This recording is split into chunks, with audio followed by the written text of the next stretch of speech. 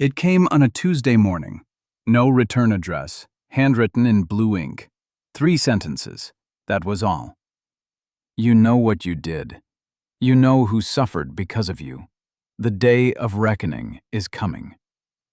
Daniel read it twice, then a third time. He set it on the kitchen table and made himself a cup of coffee he never drank. His wife, Susan, found him an hour later, still sitting there, staring at the wall. Daniel, what's wrong? He folded the letter. Nothing. Work stuff. He lied for the first time in 30 years of marriage, and he didn't even know why. That night, Daniel lay awake until 3 in the morning, going through his life, like a man searching a house for a fire he can't find. Had he wronged someone? Had he made an enemy without knowing it? He thought of old colleagues, old arguments, old debts. And then, slowly, painfully, a memory surfaced. 20 years ago, he had been a junior manager at a construction firm. There was a man on his team, Marcus, young, talented, ambitious. One day the company discovered money was missing from a project account. Daniel had found the discrepancy. He had reported it, because that's what honest men do. Marcus was fired, then investigated, then convicted. Daniel had told himself the truth was the truth, that he had done the right thing. But he had never asked whether the whole truth had been told. He had never asked whether Marcus had actually taken the money. He had simply reported what he'd found, and let others decide. A long pause. One piano note. He got out of bed at 3 a.m. and went to his desk. He needed to find Marcus. It took Daniel 2 weeks to find him. Marcus lived alone in a small apartment on the edge of the city. He worked nights at a warehouse. He had no family, no friends to speak of. 20 years had carved deep lines into his face. Daniel stood at his door and rang the bell. When Marcus opened it, he said nothing for a long moment, just looked at him. "I wondered if you'd ever come," he finally said. "I wasn't sure I should," Daniel answered. Marcus stepped aside. "Come in." They sat at a small table with 2 glasses of tea neither of them touched, and Marcus told him everything. The money hadn't been stolen, it had been misrouted, a clerical error made by the director's own assistant. But the director needed a scapegoat, and Daniel's report had provided one. Marcus had known Daniel hadn't meant to destroy him. That was the part that hurt most. Not malice, just indifference.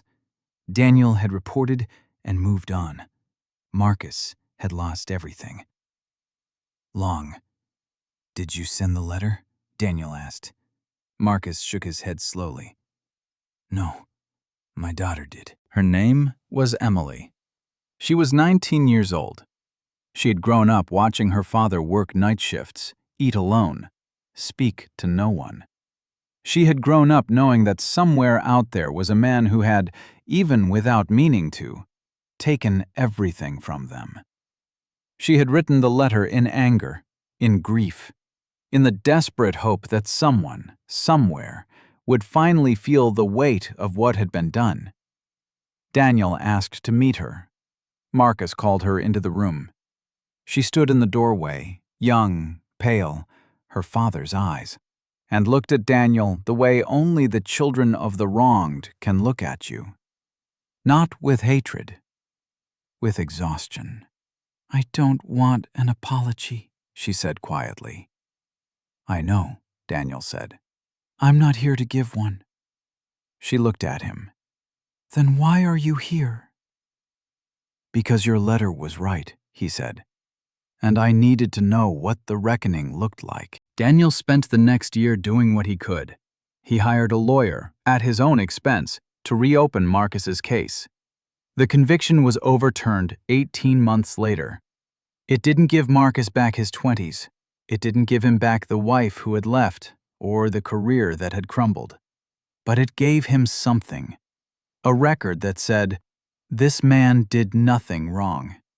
At the courthouse, on the day the verdict was read, Emily stood beside her father, She didn't look at Daniel, but as they walked past him toward the exit, she stopped, just for a second. Thank you. She said. Not warmly, not with forgiveness, just honestly. And sometimes, Daniel thought, honesty is the only reckoning that matters. We walk through life believing we are good people, and mostly we are. But goodness isn't just about what we intend. It's about what we notice, what we follow up on, who we think about when the door has already closed behind us. The day of reckoning doesn't always come with anger. Sometimes it comes quietly, in a letter with no return address. In the eyes of a 19-year-old girl, in the 3 a.m. silence when a man finally asks himself the question he should have asked 20 years ago, is the whole truth being told? If this story stayed with you, share it with someone who needs it today. Subscribe. Until the next story.